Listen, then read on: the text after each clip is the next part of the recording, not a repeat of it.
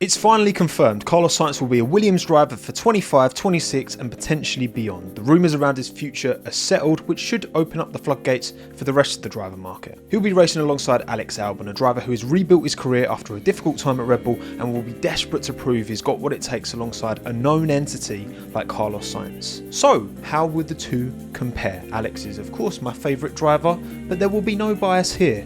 My name's Tommo, let's talk about it.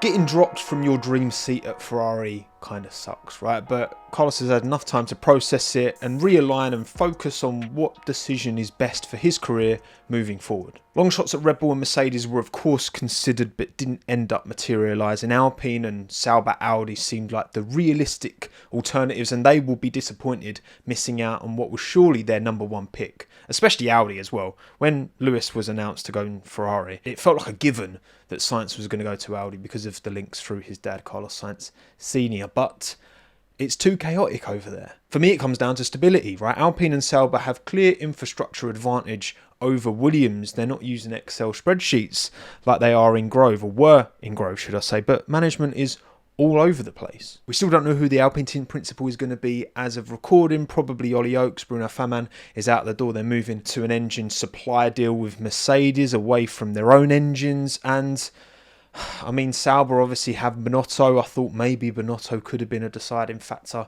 in getting Carlos Sainz to go over, because he's the one who signed Carlos to Ferrari in the first place. But it's not to be. In terms of stability, you could actually levy the same criticism at Red Bull, although even with everything that's going on behind the scenes at the moment, and even if Max was to leave, you know Carlos is taking a seat if they're offering it to him. Mercedes was surely Carlos Sainz's number one choice. If I was Toto Wolff, I would have signed Carlos Sainz, but instead it looks like this decision from Carlos confirms Antonelli's going to be in that seat, unless they do a full 360 and go back to Valtteri Bottas circa 2021. Again, from a stability point of view, Williams is the next best thing to Mercedes. There's a clear roadmap going forward. James Vowles has dragged them out of the Stone Age into the light, with the help of Pat Fry, of course, as CTO, who did work with Carlos Sainz back in their McLaren days, of course. Vowles has gone on record numerous times saying he doesn't really care about 2024 and 2025. All focus is on 2026, the opportunity that presents, and onwards. Williams know they're running Mercedes power until at least 2030. That was announced at the start of this year, and it is broadly considered that Mercedes will nail these 50-50 engine regulations in this new generation, which is further backed up by Alpine's decision to move towards them specifically and not Ferrari or Red Bull powertrains with their customer deal. And Williams have been running Mercedes engines for very long now, right? They're not going to have the same potential integration issues that Alpine are, even though they're new power units. There is a pre-existing, well-established relationship there. Signing a 2-year +1 option deal sounds like the best for all parties. From Williams' point of view, it gives some resemblance of consistency, not only in this last year of 25, which again, they're not going to be competitive. It's just kind of getting into the team and getting settled. But then it also gives them Carlos for the first year of 2026, which of course is a huge opportunity, right? They're going to hope to hit the ground running with a Pat Fry designed car. But this also gives Carlos Sainz a fair crack at the whip in 25 to get engrossed and used to that team and perhaps establish some dominance over Alex Albon. And then he can see how they perform in 2026.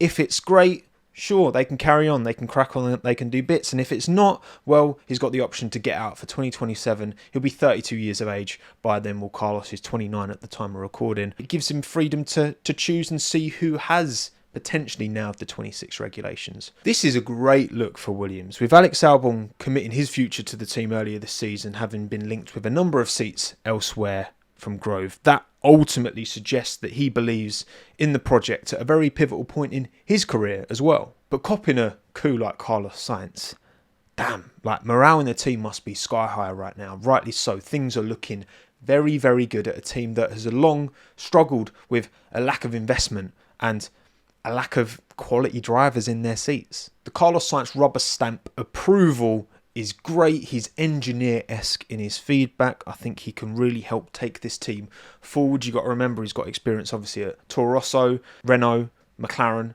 and of course Ferrari. That's all going to come together in creating the driver that Carlos Sainz is, a very well considered quality all-rounder. Combine that with Alex's experience in Red Bull, not only within that team and seeing how things operate, but also on the sidelines in 2021 and supporting that team's title push for the 21 title. This is a recipe with some hella good ingredients. I do think Williams are progressing as a team. It might not look that way in the Constructors' Championship, but this current point system that we have that only give points to the top 10 rewards a peakier car, and by that I mean a car that peaks in certain tracks but also has some really kind of deep troughs, and that is the car last year. They could excel in Zandvoort and Canada, but then they'd also be absolutely nowhere some weekends. This year it's more level across the boards, but again the point system doesn't really allow them to flourish. With all that ATR they're accruing from being pretty low in the constructors, yet they're still getting investment from De Rilton to prop up, to plug the gap,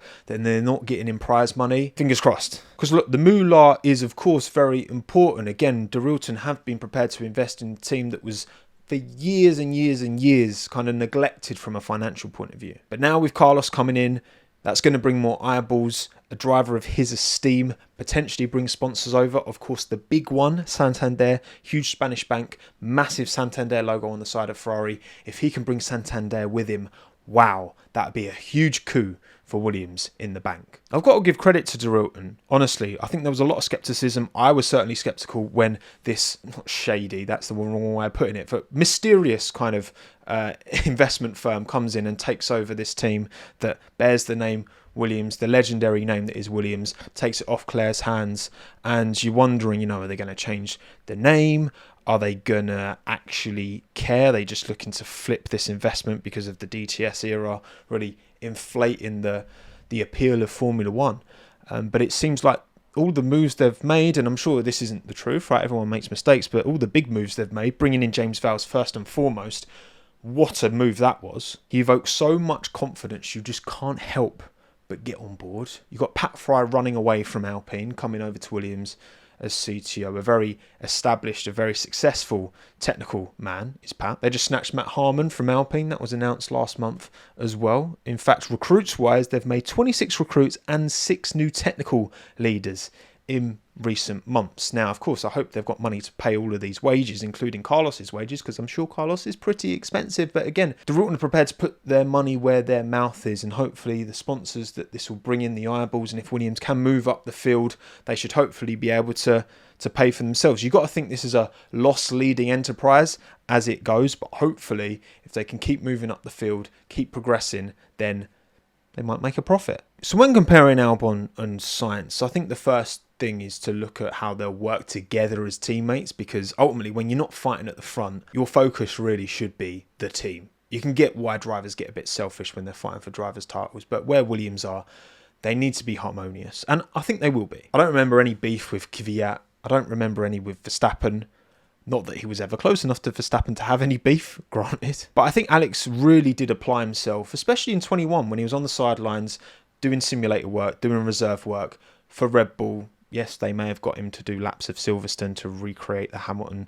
That's crazy, wasn't it? Look, he was prepared to pull all-nighters on the sim, and he was shouting down Max when he took that not remotely controversial victory in Abu Dhabi and took the title. He was prepared to put himself out of the limelight and work for the betterment of that team, and he definitely contributed to Max Verstappen's title win that year. As for Carlos, well, we know he's prepared to get sassy on the radio when he gets calls that he doesn't really agree with. Stop inventing was the classic one at Silverstone when he was told to hold up Hamilton to let Leclerc win on really old tyres. Obviously, Carlos Sainz didn't do that and converted the win. And you know what? He's right to call that out, because that was a really dumb request from Ferrari. Look, he's coming into Alex's swamp now, just like he was coming into Charles' swamp in Ferrari, and immediately hit the ground running, outscored Charles in that first season as teammates. I've got no doubt that Carlos can come into Williams and immediately get up to speed. And look, broadly speaking, I think Charles and Carlos have been able to keep things very amicable. Of course, there's been flashpoints, right? But not enough to leave a nasty taste in the mouth. In fact, Alex and Charles are good friends, as we know, so I'm sure he'll be asking Carlos for a few tips on how to best maybe handle that relationship. Because if Williams can emulate a similar level of kind of highly competitive two drivers within their team, as Ferrari been able to with Charles and Carlos before, they're on to a good thing. And again, to reiterate, it's in their best interest. Two drivers in the kind of peak years of their career right now, Albon 27, Carlos 29, that they work together for the betterment of the team, it might seem far-fetched that Williams can be the vessel for them to fight for drivers' titles, but from 2026 onwards, why not? So what about the more juicy question? Who will perform better out of the two of them, head-to-head, qualifying-wise, and just generally performance-wise? Alex will be going into his 4th year in that team come 2025, so he should be more than comfortable and at home within that team. Of course, the car will change from the end of 2024 into 25, so it's not like it's going to be absolutely a carbon copy, but that environment is going to be very firmly established, especially as he's been a clear number 1 for his entire time at Williams. Again, Carlos Sainz knows how to come into a team and hit the ground running and outscoring Charles Leclerc, who is arguably one of the fastest drivers over a lap to ever do it in this sport, is hella impressive. 5 pole positions, 3 wins. Those things do not come about purely through luck. Now, when you look at suitability of the car, it's tricky because obviously Alex has been that clear number 1 for a long time now. So you would imagine Williams have developed their car to work with the characteristics of Alex Albon's driving style, which, as far as I understand, is pretty on the nose. He's said this in numerous interviews before that he likes it on the nose. It's just Max likes it ridiculously on the nose. Whereas Carlos, he seems to favour a less aggressive setup versus Charles Leclerc, his teammate, who is yet another on the nose enjoyer. Even if that car doesn't fully fit his characteristics, he's just such an adaptable fella. But of course he will have a preference, and I do wonder whether Williams can give them a platform where they can both thrive